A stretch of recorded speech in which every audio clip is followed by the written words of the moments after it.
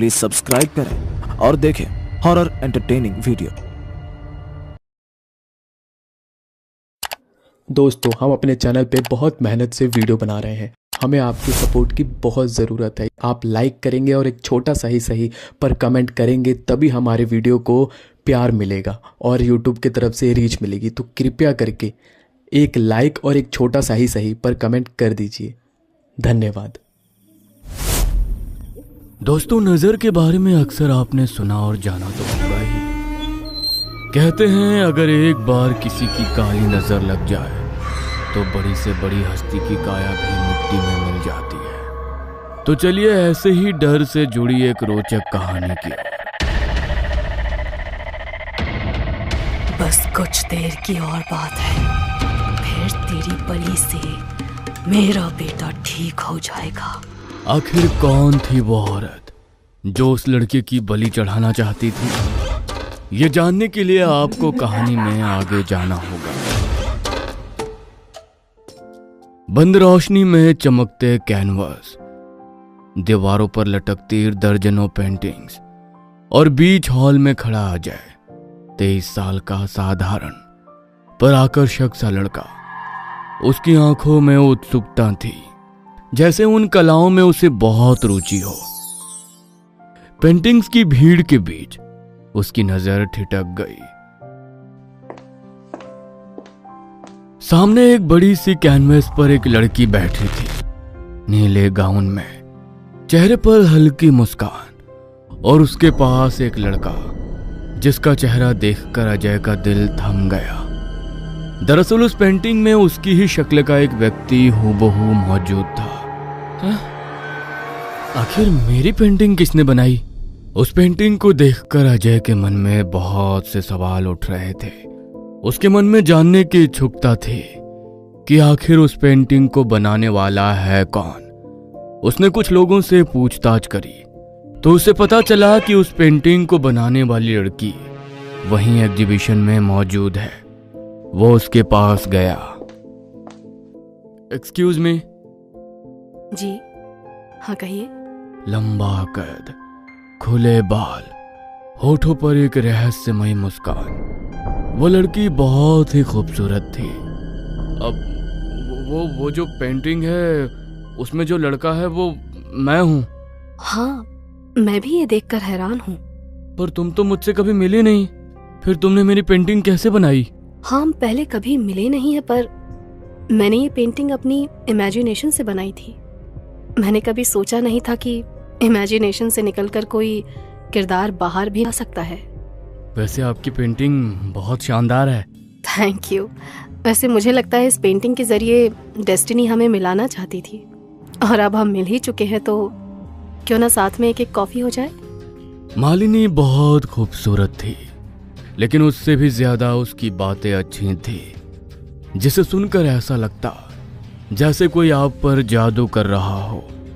इसलिए अजय भी मालिनी के साथ कॉफी पीने चला गया। कॉफी पीते हुए दोनों में काफी बातचीत हुई और कुछ ही पल में दोनों दोस्त भी बन गए। मैं शहर में नई हूँ और अभी इस शहर में मेरी किसी से खास जान पहचान भी नहीं हुई है। तुम पहले लड़के हो जिसके साथ बात करके मुझे बहुत अच्छा लगा। क्या तुम मेरे दोस्त बनोगे? मालिनी का अंदाज बाकी लड़कियों से कुछ अलग था, इसीलिए अजय भी उसकी तरफ काफी अट्रैक्ट हो चुका था। अजय एक मिडिल क्लास फैमिली का इकलौता लड़का था। उसके माता पिता उससे बहुत ज्यादा प्यार करते थे। वो यूपीएससी एग्जाम की तैयारी कर रहा था। अगले दिन की बात है, अजय अपने इंस्टीट्यूट से पढ़कर बाहर निकला ही था कि तभी उसे मालिनी मिली। हाय अजय, कैसे हो? तुम यहाँ? और तुम्हें कैसे पता मैं यहाँ मिलूंगा? अरे कल तुमने ही तो बताया था कि तुम इस इंस्टीट्यूट में पढ़ते हो। मैंने बताया था? अरे बाबा हाँ, अगर तुमने नहीं बताया होता तो मैं यहाँ कैसे आती? तुम शायद भूल गए होंगे। अच्छा चलो, पास में ही एक पार्क है, वहाँ पर चलकर थोड़ी बातचीत करते हैं। अजय मालिनी के साथ पार्क में गया। ये देखो अजय, मैं तुम्हारे लिए क्या लेकर आई हूँ। मेरी मम्मा ने खास तुम्हारे लिए भेजी है, खीर। थैंक यू, ये तुम मुझे दे दो, मैं घर पर खा लूंगा। अरे घर पर क्यों खाना है जब मैं यहीं हूँ? खीर तुम्हें यहीं खानी होगी। मालिनी का अंदाज थोड़ा अलग था, पर अजय को अच्छा लग रहा था कि कोई लड़की उसका इतने प्यार से ध्यान रख रही है। अजय ने वो खीर खा ली। इसके बाद मालिनी ने उसे वही पेंटिंग गिफ्ट भी की जो एग्जीबिशन में लगी हुई थी। यार, ये पेंटिंग तुम मुझे क्यों दे रही हो? तुम्हें इसके बहुत अच्छे पैसे मिल सकते हैं।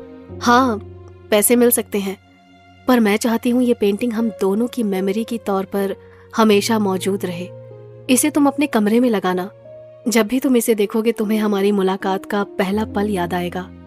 इसके बाद उन दोनों ने थोड़ी बातें की और वो दोनों अपने घर चले गए। उसी रात की बात है। अजय अपने बिस्तर पर बैठे किताब पढ़ रहा था। तभी उसे एहसास हुआ जैसे उसके कमरे में कोई मौजूद है। उसने चारों तरफ देखा पर उसे कोई नहीं दिखा। उसे लगा ये सब बस उसका एक वहम है, इसीलिए वो सो गया। उसे सोए अभी कुछ ही समय बीता था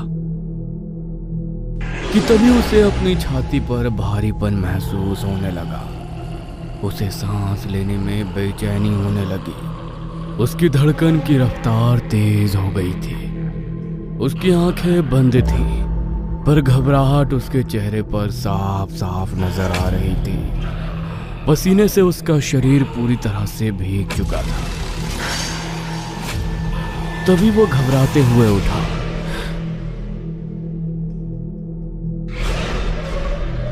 ये क्या था?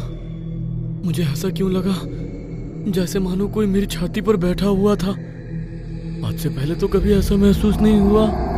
तभी अजय को महसूस हुआ मानो उसका शरीर पूरी तरह से तप रहा है। उसने अपना टेम्परेचर चेक किया।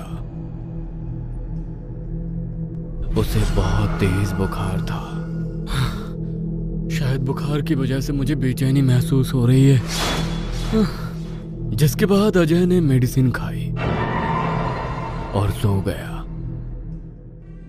अगले दिन सुबह अजय की मां मंदिर में पूजा कर रही थी, लेकिन आज अजय अपने कमरे से रेडी होकर बाहर ही नहीं आया था। इसीलिए उसकी मां उसके कमरे में गई। अजय बेटा, आज इतनी देर तक क्यों सो रहे हो? उठ जाओ, तुम्हें कॉलेज भी तो जाना है ना। अजय उठा पर उसकी आंखें पूरी तरह से लाल थी। शरीर पर जगह जगह लाल निशान हो रहे थे। बेटा, ये कैसे निशान है तुम्हारे शरीर पर? और तुम्हारी आंखें इतनी लाल क्यों हो रही हैं? तुम्हारी तबीयत ठीक नहीं है क्या? हाँ माँ, रात को बहुत ही फीवर था।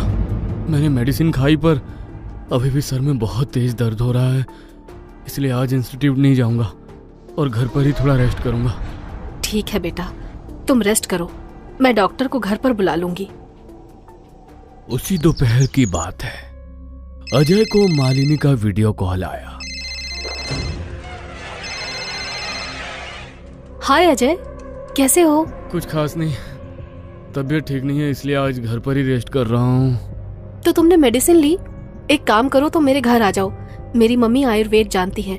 देखना, उनके एक काढ़े से तुम्हारी तबीयत फर्स्ट क्लास हो जाएगी। अरे नहीं, मैं अभी ठीक हूँ। मैंने मेडिसिन खा ली है, तुम परेशान मत हो। अजय वीडियो कॉल पर बात कर ही रहा था कि तभी अजय को महसूस हुआ जैसे मालिनी का चेहरा एक भयानक रूप में बदल गया।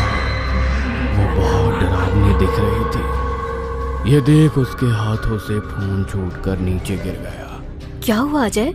Hello hello Ajay? अजय ने फोन उठाया तो फोन पर सब कुछ बिल्कुल ठीक था। शायद नेटवर्क इशू हुआ होगा, इसीलिए स्क्रीन मुझे ऐसी दिखी। नहीं, अब सब ठीक है। धीरे धीरे अजय और मालिनी की नजदीकियां बढ़ने लगी। मालिनी अक्सर अजय के लिए कुछ ना कुछ गिफ्ट लाया करती थी। वो उसका बहुत ध्यान रखती थी। ये क्या है मालिनी? ये काला धागा है, तुम्हें हर बुरी नजर से बचाकर रखेगा। अच्छा अजय, एक बात कहनी थी। कल मेरे घर में पूजा है, क्या तुम मेरे घर आ सकते हो? मम्मी खास तुमसे मिलना चाहती हैं। तुम हमारी पूजा में शामिल होंगे तो हमें बहुत अच्छा लगेगा। ठीक है, मैं आ जाऊंगा। वैसे पूजा कितने बजे की है? तुम कल शाम को पहुंच जाना, पूजा रात की है। अगले दिन की बात है। अजय तैयार होकर दिन के 4 बजे अपने घर से निकल गया। तकरीबन शाम के 5 बजे थे कि वो मालिनी के घर पहुंच गया। मालिनी का घर बाहर से बहुत अजीब था, जैसे मानो बरसों से इसमें कोई रहता ही ना हो। घर के बाहर पहुंचकर उसने मालिनी को कॉल किया तो मालिनी उसे लेने के लिए घर से बाहर आई। अंदर आओ अजय, बाहर क्यों खड़े हो? मालिनी के कहने पर अजय उसके साथ घर के अंदर जाता है, जहां एक औरत अपने हाथों में एक आरती की थाली लिए खड़ी थी। पर वो थाली कुछ अजीब थी। उसमें पूजा की सामग्रियों की जगह लाल मिर्च, काला तिल, नींबू और अजीब चीजें रखी हुई थी। ये क्या है? ये हमारे यहाँ का रिवाज है, हम मेहमानों का ऐसे ही स्वागत करते हैं। जिसके बाद मालिनी की माँ अपने मुंह में कुछ बड़बड़ाते हुए अजय की उल्टी तरफ आरती उतारती है और कुछ मिर्ची उसके ऊपर से फेर कर थाली में रख देती है। ये सब देख अजय को थोड़ा अजीब लग रहा था, पर उसने सोचा शायद ये मालिनी के यहाँ का कल्चर है, इसीलिए वो कुछ नहीं बोला। कितना इंतजार कराया तुमने बेटा, जानते हो मैं तुमसे मिलने के लिए कब से इंतजार कर रही थी। आओ अंदर आओ बेटा। जिसके बाद अजय घर के अंदर जाता है, पर मालिनी के घर का वातावरण बहुत अजीब था। घर के अंदर रोशनी बहुत हल्की थी और एक अजीब सी गीली बदबू चारों ओर फैली हुई थी। मालिनी और उसकी माँ उसे घर के अंदर ले गई, जहां एक बड़ा सा दरवाजा था। जैसे ही उसने उसमें प्रवेश किया, अजय ने एक बड़ी सी मूर्ति देखी।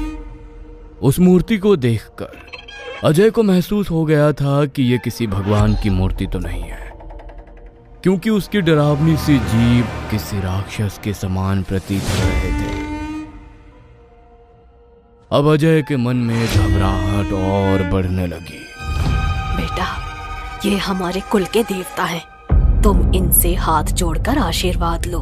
आंटी जी, मुझे मेरी तबीयत कुछ ठीक नहीं लग रही है, मैं घर जाना चाहता हूँ। अरे बेटा, तुम अभी तो आए हो, अभी तो हमें कितनी सारी बातें करनी है, और आज पूजा भी तो है घर पर, तुम ऐसे नहीं जा सकते। नहीं आंटी जी, मैं फिर कभी आ जाऊंगा, पर अभी फिलहाल मेरी तबीयत ठीक नहीं लग रही। अच्छा ठीक है बेटा, पर पहले तुम हमारे देवता के सामने हाथ तो जोड़ लो। हाँ आंटी जी, मैं अभी जोड़ लेता हूँ। ऐसा कहकर अजय ने अपने हाथ जोड़े, और तभी सुनीता ने लाल रंग का सिंदूर अजय पर फेंका।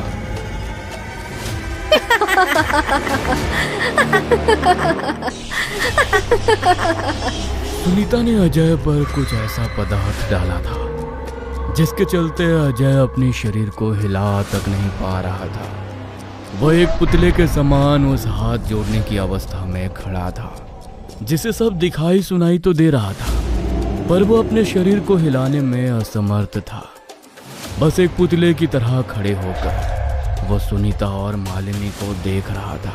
सॉरी बेटा, पर तुम अब यहाँ से कहीं नहीं जा सकते। कितनी मुश्किलों से तो तुम्हें फंसाया है, तुम्हें शायद नहीं पता, पर तुम यहाँ से अब कभी वापस नहीं जा सकते। आज तुम्हारी बलि से मेरा बेटा, जो सालों से अपाहिज है, वो ठीक हो जाएगा।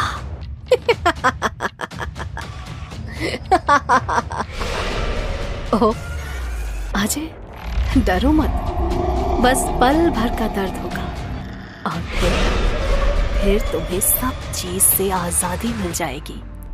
तुम्हें पता है, हमारी पहली मुलाकात जो एग्जीबिशन में हुई थी, वो पेंटिंग में तुम्हारा चेहरा, वो सब कोई इत्तेफाक नहीं था, वो सब कुछ मेरी माँ का बुना हुआ जाल था, जिसमें तुम फंस चुके हो। तुम्हें शायद याद नहीं, पर आज से 1 महीने पहले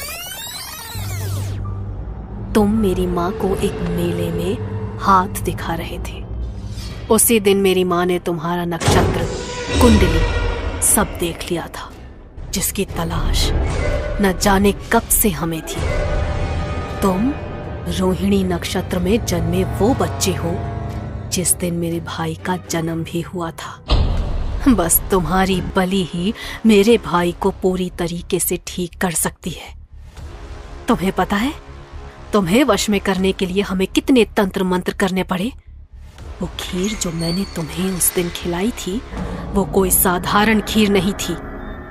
उसके द्वारा मैंने तुम पर वशीकरण किया। और वो पेंटिंग जो मैंने तुम्हें गिफ्ट करी थी उस पर भी मैंने तंत्र किया था, ताकि मैं तुम पर पल पल नजर रख सकूं। पर कुछ तो ऐसा था जो हमारा तंत्र बार बार असफल हो रहा था। तुम्हारे पास कोई तो ऐसी शक्ति थी जिससे मैं तुम पर वशीकरण नहीं कर पा रही थी। इसीलिए मजबूरन मुझे आज तुम्हें घर पर बुलाकर ये सारी प्रक्रिया पूरी करनी पड़ी। बेटा, तुम इसे इतना कुछ क्यों बता रही हो? कुछ ही देर में तुम्हारे भाई को नया जीवन मिलने वाला है। जाओ उसे लेकर आओ और मैं पूजा की तैयारी शुरू करती हूँ। आखिर समय पर इसकी बलि भी तो देनी है। सुनीता के कहे अनुसार मालिनी अपने भाई को लेने अपने कमरे में गई। सुनीता भी पूजा की तैयारियों में व्यस्त हो गई तथा वो कुछ सामान लेने के लिए अपने कमरे से बाहर चली गई। थोड़ी देर बाद मालिनी की चीख की आवाज सुनकर सुनीता आई। वहां पहुंचकर उसने कुछ ऐसा देखा जिससे उसकी आंखें फटी की फटी रह गई। दरअसल अजय वहां मौजूद ही नहीं था। माँ, अजय कहाँ गया? मैंने पूरा घर ढूंढ लिया, वो कहीं नहीं है। पर ऐसे कैसे हो सकता है? मेरे वशीकरण को कौन तोड़ सकता है? वो तो अपने हाथ पैर तक भी हिला नहीं सकता था, फिर वो यहाँ से भागा कैसे? माँ, जरूर कोई शक्ति उसके साथ है जिससे वो हमारे वार से बच निकला। मालिनी और सुनीता के वार से बचकर अजय भाग रहा था। वो इतना डरा हुआ था कि उसे खुद समझ में नहीं आ रहा था।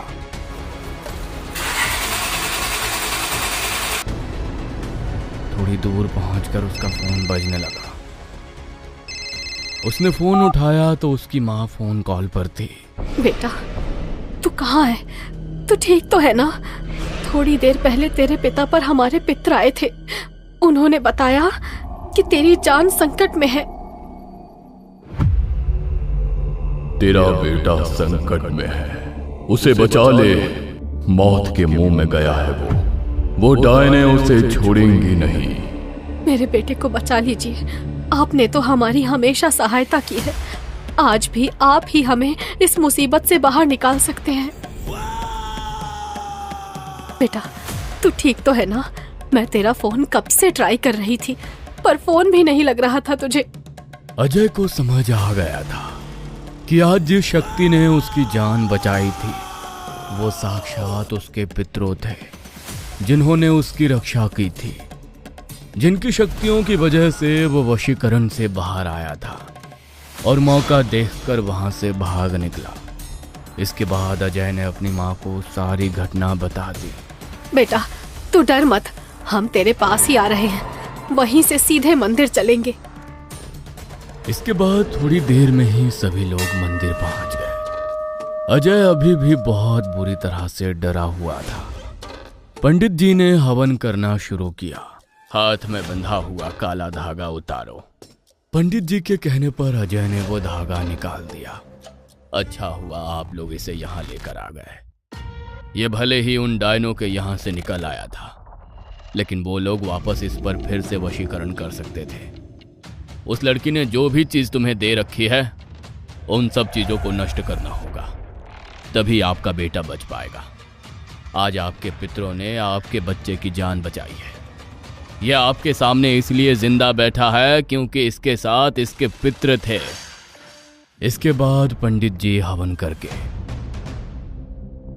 अजय की शुद्धि करी तथा एक कवच उसे पहनने को दिया।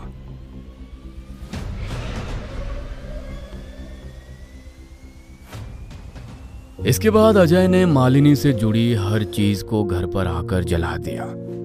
उस दिन अजय मौत के मुंह से बाहर निकल कर आ गया था, पर आज भी वो उस दिन की घटना को भुला नहीं पाया। इसलिए दोस्तों, आप भी अजय की तरह किसी पर भरोसा करने से पहले उसकी जांच सही से कर लें, नहीं तो जो घटना अजय के साथ हुई वो अगली बार आपके साथ भी हो सकती है। दोस्तों, यहाँ तक की कहानी देखने के लिए धन्यवाद। दोस्तों, वैसे तो हम डरावनी स्टोरी बनाते हैं, पर मैं आपको एक डरावना स्टैटिस्टिक्स बताना चाहता हूँ कि हमारे वीडियो जो देख रहे हैं उनमें से 98% लोगों ने हमारे चैनल को सब्सक्राइब ही नहीं किया हुआ। तो अगर आप भी उन 98% में से हैं तो प्लीज चैनल को सब्सक्राइब कर दीजिए। दोस्तों, आपको हमारी ये वीडियो कैसी लगी कमेंट में हमें जरूर बताएं, और स्टोरी पसंद आई हो तो लाइक भी जरूर करें। आपकी लाइक से हमारा उत्साह बढ़ता है। हॉरर होमीज यूट्यूब चैनल को सब्सक्राइब कर बेल आइकन भी जरूर दबाएं, ताकि आगे आने वाली स्टोरी आप सबसे पहले देख पाएं। हमारी स्टोरी को प्यार देने के लिए और पूरी देखने के लिए आपका बहुत बहुत धन्यवाद।